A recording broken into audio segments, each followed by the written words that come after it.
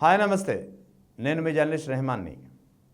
Vijayawada Krishnalanka Sai Krishna lockup death వ్యవహారం. ఈ వ్యవహారంపై సిట్ దర్యాప్తు ఇంకా కొనసాగుతూనే ఉంది. నెలన్నర రోజులుగా విచారణ చేసినటువంటి సిట్ సిఏ నాగరాజును అరెస్ట్ చేసి రిమాండ్కు పంపించి రిమాండ్ రిపోర్ట్ సమర్పించి చేతులు దులుపుకుందా? అసలు సిట్ని ఎందుకు ఏర్పాటు చేశారు? సిట్ చేయాల్సినటువంటి దర్యాప్తు ఏంటి? ఇక్కడ ప్రాథమికంగా ఆరోపణ ఏంటి? సాయి కృష్ణ ఏమయ్యాడు అనేది. అంటే ఇక్కడ సాయి కృష్ణ పోలీసుల లాకప్లో ఉన్నాడు, అదుపులో ఉన్నాడు, ఆ తర్వాత చనిపోయాడు. మరి చనిపోయిన సాయి కృష్ణ ఏమయ్యాడు? దర్యాప్తు చేసినటువంటి సిట్కి విచారణ చేయాల్సింది, దర్యాప్తు చేయాల్సింది, నీకు తేల్చాల్సింది ఇదే కదా. మరి సిట్ ఏం చేస్తుంది ఇన్నాళ్ళు? నెలన్నర రోజులు, అది కూడా మాజీ ముఖ్యమంత్రి వైఎస్ జగన్ ఆ కుటుంబాన్ని పరామర్శించి తరువాతే ప్రభుత్వంలో కానీ పోలీసుల్లో కానీ ఈ కేసు పట్ల కదలిక వచ్చింది. ఆ తర్వాతే సిట్ అనేది ఏర్పాటైంది. తర్వాత ముఖ్యంగా నాగరాజుపై కేసు నమోదు చేసి నాగరాజును అరెస్ట్ చేసి రిమాండ్కు పంపించినటువంటి పరిస్థితి. 4-5 రోజుల తర్వాత రిమాండ్ రిపోర్టు సమర్పించారు. ఈ రిమాండ్ రిపోర్ట్లో పేర్కొన్నటువంటి అంశాలకు సిట్ వ్యవహరిస్తున్నటువంటి తీరుకు అసలు పొంతనే లేదు. ఆ రిమాండ్ రిపోర్ట్ సమర్పించింది కూడా అదే సిట్. ఇక్కడ సిట్ మర్చిపోయిందో లేకపోతే కొన్ని విషయాల్ని పక్కన పెట్టిందో తెలియడం లేదు, కానీ పోలీసు ఉన్నతాధికారులు మాత్రం నోరు మెదపడం లేదు.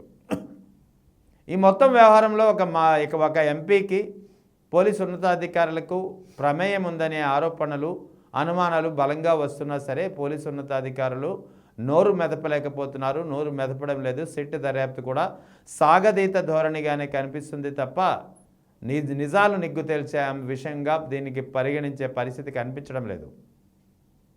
అంతేకాదు సిఏ నాగరాజు ఒక్కడనే ఈ కేసుకు పరిమితం చేసి మిగిలిన బాసులను తప్పించే ప్రయత్నం అనేది చాలా క్లియర్గా స్పష్టంగా కనిపిస్తోంది. ఈ కేసుకు సంబంధించి చాలా అనుమానాలు కనిపిస్తున్నాయి. ఒకటి, సిట్ నెలన్నర రోజులుగా దర్యాప్తు చేసినటువంటి సిట్ సాధించిందేంటి? సాయి కృష్ణ మృతదేహం గురించి ఎందుకు కనుక్కోలేకపోయింది? ఆ దిశగా విచారణ చేసిందా? చేసిన దాఖలాలు ఉన్నాయా లేవా? కనిపెట్టాల్సింది అదే అసలు. ఎందుకంటే మృతదేహం ఏమైందో తేలితే కానీ కేసు ఒక కొలిక్కి రాదు. అటువంటి మృతదేహం గురించి ఏమైందో అనే విషయంపై ఎందుకు సిట్ అంత సీరియస్గా దృష్టి పెట్టలేకపోతోంది? ఇదొకటైతే, రెండవది నాగరాజు బినామీగా భావిస్తున్నటువంటి సురేష్ ఏమయ్యాడు? ఆ సురేష్ని ఎందుకు విచారించలేదు? కృష్ణలంక పోలీస్ స్టేషన్లో సాయి కృష్ణకు వైద్యం చేయించినట్టుగా రిమాండ్ రిపోర్ట్లో చెప్పినటువంటి ఆర్ఎంపీ డాక్టర్ ఏమయ్యాడు? అతని క్లినిక్ వారం రోజులకు పైగా మూతపడిపోయి ఉంది. ఆ ఆర్ఎంపీ డాక్టర్ను అసలు విచారించారా లేదా? విచారిస్తే అతను ఇప్పుడు ఎక్కడున్నాడు? అతను ఎందుకు పరారీలో ఉన్నాడు?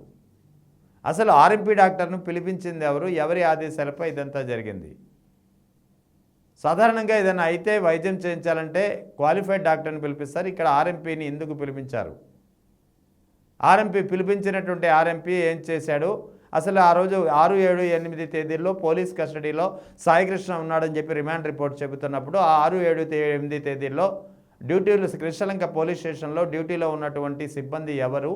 ఎవరి ప్రమేయంతో జరిగింది? అసలు ఆ 3 రోజులు ఏం జరిగింది అనే విషయంపై అక్కడి సిబ్బంది ఏం చెప్పారనే విషయంపై సిట్ ఏదైనా విచారణ చేసిందా? విచారణలో ఏమైనా అంశాలు తేలాయా? ఇదే చాలా కీలకమైనటువంటి అంశాలు. ముఖ్యంగా నిందితుడితో నాగరాజుతో పాటు అశోక్, నాని, సాంబయ్య, బాబురావులను అరెస్ట్ చేసింది సిట్. సో ఆ తర్వాత మాత్రం విచారణ మాత్రం పూర్తిగా వెనకడుగా వస్తుంది, మందకొడిగా సాగుతోంది. బాధిత కుటుంబాన్ని వైఎస్ జగన్ పరామర్శించిన తర్వాతే మొత్తానికి కదలిక వచ్చింది. లాకప్ డెత్ విషయంలో ఇక్కడ ఇందాక నేను ప్రస్తావించినట్టు ముఖ్యంగా నాగరాజు బినామీగా భావిస్తున్నటువంటి సురేష్ ఏమయ్యాడు? సురేష్ను విచారించారా లేదా? ఇక రెండవది, ఈ లాకప్ డెత్కి సంబంధించిన రిమాండ్ రిపోర్ట్లో A4గా ఉన్నది ఎవరు?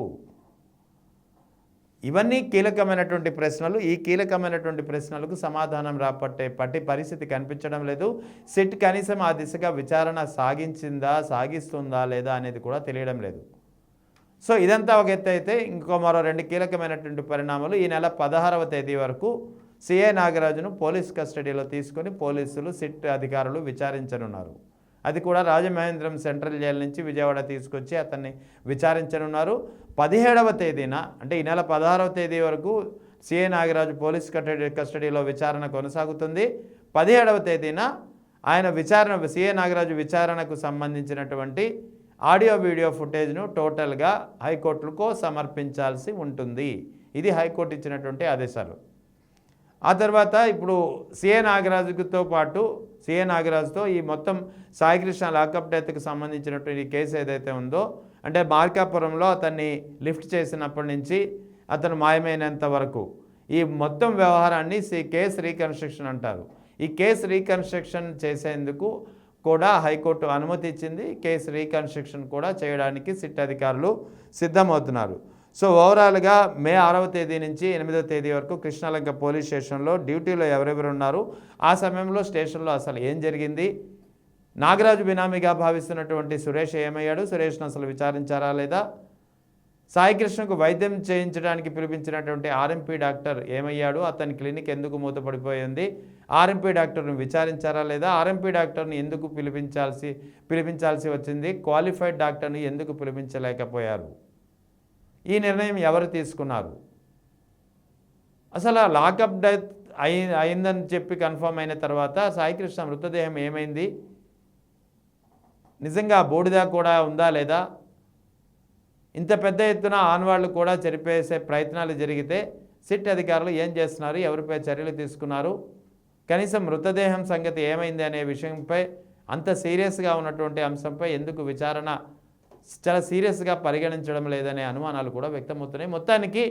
సాయికృష్ణ లాకప్ డెత్ వ్యవహారం కేసు సిట్ దర్యాప్తు అనేది చాలా మందకొడిగా సాగుతోంది. దీన్ని ఒక సాగతీత ధోరణిగానే కనిపిస్తోంది తప్ప నిజాలు నిగ్గు తేల్చే పరిస్థితి అనేది సిట్లో ఏమాత్రం సీరియస్నెస్ లేదు అనేది చాలా క్లియర్గా అర్థమవుతోందని వాదనలు వినిపిస్తున్నాయి. ముఖ్యంగా సాయికృష్ణ వ్యవహారంలో సిఏ నాగరాజును మాత్రమే పరిమితం చేసి ఉన్నతాధికారులను తప్పించే ప్రయత్నాలు చేస్తున్నారనే ఆరోపణలు రోజురోజుకు బలపడుతున్నాయి. నెలన్నర రోజులు అవుతున్నా సిట్ అసలు ఏం సాధించింది సిఐ లాకప్ డెత్ కేసులో అనేది నిజంగానే ఒక అనుమానాస్పదంగా ఒక ప్రశ్నగానే మిగులుతోంది.